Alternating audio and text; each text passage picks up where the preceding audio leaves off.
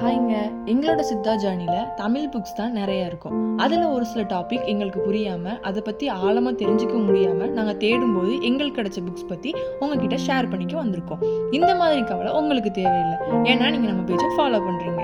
இன்றைக்கி நாங்கள் உங்களுக்காக கொண்டு வந்திருக்க புக்ஸ் என்னென்னு பார்த்தீங்கன்னா, எஸ்பி ராமச்சந்திரம் அவர்களின் பதிப்பில் தாமரை நூலகம் மூலமாக வெளிவந்த உயிர் காக்கும் சித்த மருத்துவம் பற்றி பார்க்கலாம்.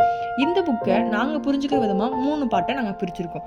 ஃபர்ஸ்ட் பார்ட்டில் என்ன இருக்குன்னு பார்த்தோம்னா, இங்கே சித்தாவை பற்றின பேசிக்ஸ் பற்றியும், செகண்ட் பார்ட்டில் டிசீஸும் அதை ப்ரிவென்ட் பண்ணுறதுக்கான மெடிசின்ஸ் பற்றியும், தேர்ட் பார்ட்டில் வந்துட்டு மெடிசின்ஸ் பற்றியும் கொடுத்துருப்பாங்க.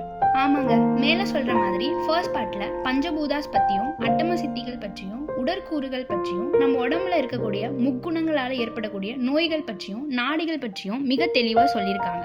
நெக்ஸ்ட்டு செகண்ட் பார்ட்டில் நம்ம உடலில் ஏற்படக்கூடிய சில நோய்கள் பற்றியும், அது தீர்வதற்கான செய்யக்கூடிய மருந்து செய்முறைகள் பற்றியும் சொல்லியிருக்காங்க.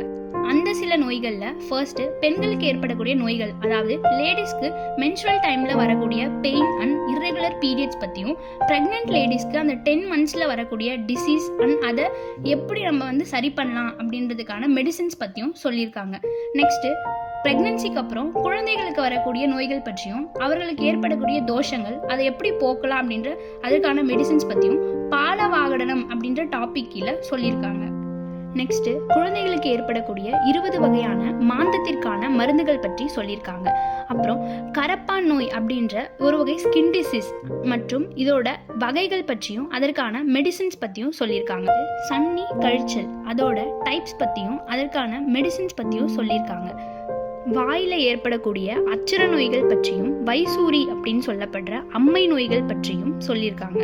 கண் நோய்கள் பற்றியும், பீனிச நோய் அதாவது சைனஸ் பற்றியும் அதோட டைப்ஸ் மற்றும் அதற்கான மெடிசின்ஸ் பற்றியும் சொல்லியிருக்காங்க.